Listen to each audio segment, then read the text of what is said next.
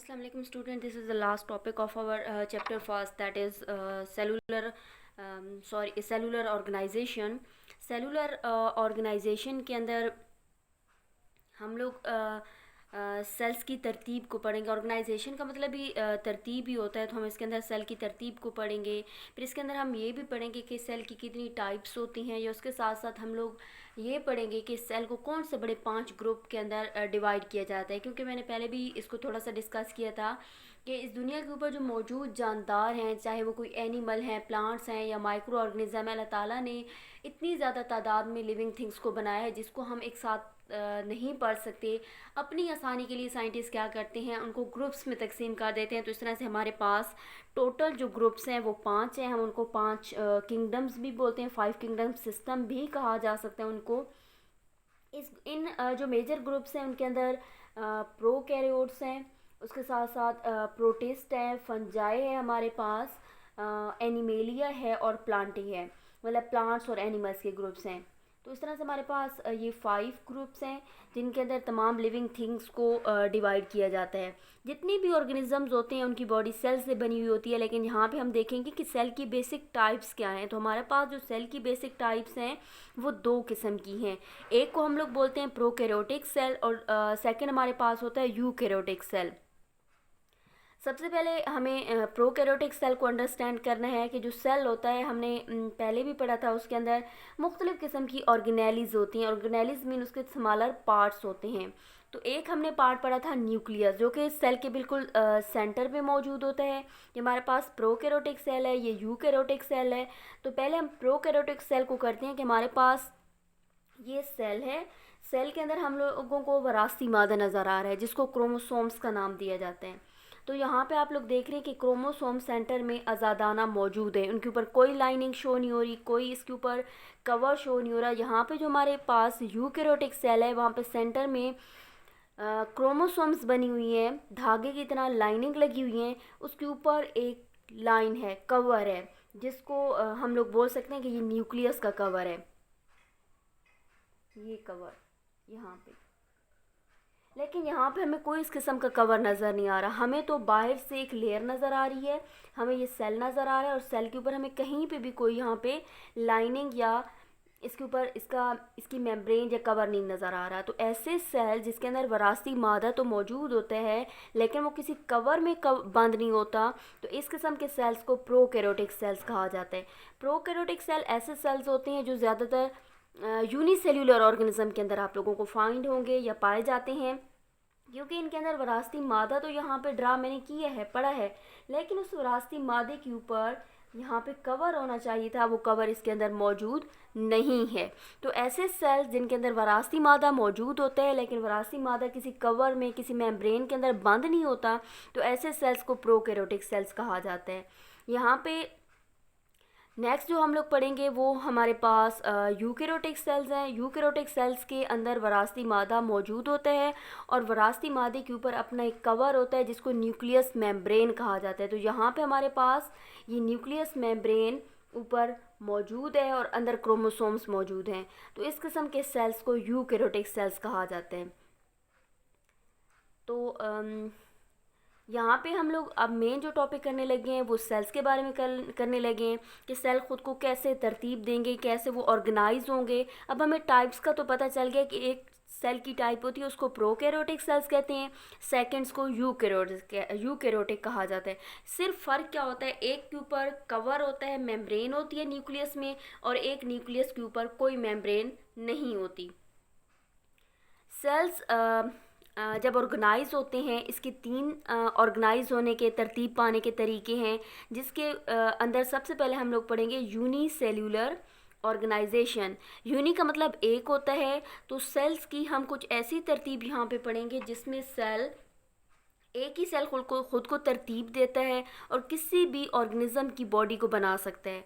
तो हम ऐसे ऑर्गेनिजम्स को यूनिसेल्यूलर ऑर्गेनिजम्स कहेंगे कि वो जानदार जिनका जिस्म सिर्फ एक सेल से कंप्लीट हो जाएगा, वो जानदार यूनिसेल्यूलर कहलाएंगे।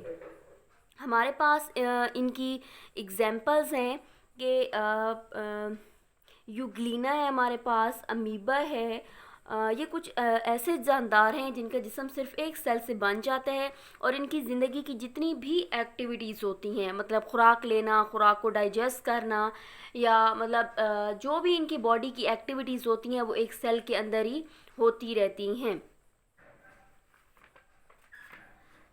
नेक्स्ट हम लोग पढ़ेंगे कॉलोनियल टाइप। कॉलोनियल टाइप में आप लोगों ने याद रखना है कि यहाँ पे हमारे पास जो जानदार हैं वो यूनिसेल्यूलर हैं। यूनिसेल्यूलर के मतलब होते हैं सिर्फ एक सेल से उनकी बॉडी बनी हुई होती है। लेकिन हम इसको कॉलोनियल क्यों बोलेंगे? क्योंकि ये जानदार होते यूनिसेल्यूलर हैं, लेकिन ये अपने किसी दूसरे साथी के साथ मिलकर कॉलोनी बना लेते हैं। यहाँ पे कुछ सेल में ड्रा कर रही हूँ, ये ऑर्गेनिजम्स हैं। मैंने यहाँ पे तकरीबन 5 से 6 ऑर्गेनिज्म ड्रा किए हैं जो सब के सब यूनिसेलुलर हैं, लेकिन वो एक दूसरे के साथ यहाँ पे चिपक के रह रहे हैं, एक दूसरे के साथ मिल के रह रहे हैं। यहाँ पे 6 ऑर्गेनिज्म है। मैंने जो भी नंबरिंग दी है that is a unicellular organism. एक एक जानदार को नंबर दिया है कि ये 5 से 6 जानदार हैं जो सब के सब यूनिसेलुलर हैं। इनकी ज़िंदगी के जितने भी काम हैं ये खुद करते हैं, कोई साथी इनको कोई काम करके नहीं देता। अगर ये नंबर 1 पे एक जान ऑर्गेनिज्म है तो ये अपनी लाइफ की तमाम एक्टिविटीज़ खुद करेगा। ऐसा नहीं होगा कि इसको नंबर 2 पे या 4 पे या 5 6 में से कोई दूसरा जानदार अपनी ज़िंदगी के काम करके देगा। ये सब के सब अपने काम खुद करेंगे, लेकिन इनको अल्लाह ताला ने एक मतलब ऐसी हैबिट दी है या इनके पास ये एक दूसरे के साथ मिलकर रहना चाहते हैं, तो एक पूरी कॉलोनी बना देते हैं। हमारे पास एग्जांपल है वॉलवॉक्स की। ये एक अलजी है। वॉलवॉक्स एक अलजी है जिसकी नेचर है कि उसके जितने भी ऑर्गेनिजम्स होते हैं वो तकरीबन एक दूसरे के साथ मिलकर कुछ इस तरह से या इस तरह से वो क्या करते हैं, अपनी कॉलोनी बना लेते हैं, एक दूसरे के साथ मिलकर रहते हैं। तो कॉलोनियल टाइप में हम लोग ये पढ़ेंगे कि कॉलोनियल टाइप एक ऐसी सेलुलर ऑर्गेनाइजेशन है जिसके अंदर मैनी यूनिसेलुलर ऑर्गेनिज्म, कि कई यूनिसेलुलर ऑर्गेनिज्म इसके अंदर होते हैं, बट दे लिव टुगेदर, लेकिन वो एक दूसरे के साथ मिलकर रहना पसंद करते हैं। But do not have any division of the labour among them. Labour among them इसका ये मतलब हुआ कि ऐसा नहीं है कि सब एक दूसरे के साथ मिलकर रह रहे हैं तो ये काम को डिस्ट्रीब्यूट कर दें कि फ़लाँ काम ये वाला सेल करेगा या साथी सेल करेगा, बल्कि जितने भी काम होंगे, खुराक लेना, खुराक को हज़म करना, बॉडी से वेस्ट को रिलीज़ कर देना, बाहर निकाल देना, ये जितने भी काम होंगे हर सेल अपना अपना काम खुद करेगा। मतलब इनके अंदर ये नहीं होगा कि ये काम को तकसीम कर दें कि किस काम को कौन से सेल ने परफॉर्म करना है, बल्कि अपनी ज़िंदगी के जितने भी इनके काम होते हैं ये खुद ही परफॉर्म करते हैं। नेक्स्ट हमारे पास है मल्टी सेलुलर ऑर्गेनाइजेशन। फर्स्ट हमने कॉलोनियल कर ली, अब हमारे पास है मल्टी सेलुलर ऑर्गेनाइजेशन। मल्टी का मतलब होता है कई, सेलुलर का मीनिंग होते हैं सेल। तो हम यहाँ पे देखेंगे कि कई सेल्स एक तरतीब, ख़ास किस्म की तरतीब लेंगे। तो इस थर्ड ऑर्गेनाइजेशन के अंदर क्या हो रहा है, काफ़ी सारे सेल मिलके एक ख़ास किस्म की तरतीब ले रहे हैं जिसको हम लोग मल्टी सेलुलर ऑर्गेनाइजेशन कहते हैं। और वो जानदार जो इस किस्म की ऑर्गेनाइजेशन रखते हैं उन्हें मल्टी सेलुलर ऑर्गेनिजम्स कहा जाता है। इसके अंदर कई सेल मिल जाते हैं, एक से ज़्यादा सेल आपस में मिल जाते हैं, जिसको हमने पहले भी पढ़ लिया। वो टिश्यू बना लेते हैं। टिश्यू क्या करते हैं, आपस में मिलते हैं, ऑर्गन्स बना लेते हैं। ऑर्गन्स क्या करते हैं, ऑर्गन सिस्टम बना लेते हैं। और ऑर्गन सिस्टम जब आपस में मिलते हैं तो एक जिस्म, एक ऑर्गेनिज्म की पूरी बॉडी बना देते हैं। इस किस्म के जानदारों को मल्टी सेलुलर ऑर्गेनिजम्स कहा जाता है। और हमारे पास जो मल्टी सेलुलर ऑर्गेनिजम्स हैं उनकी एग्जांपल में हमारे पास मस्टर्ड प्लांट है जिसको हम सरसों का पौधा कहते हैं, और हमारे पास फ्रॉग है।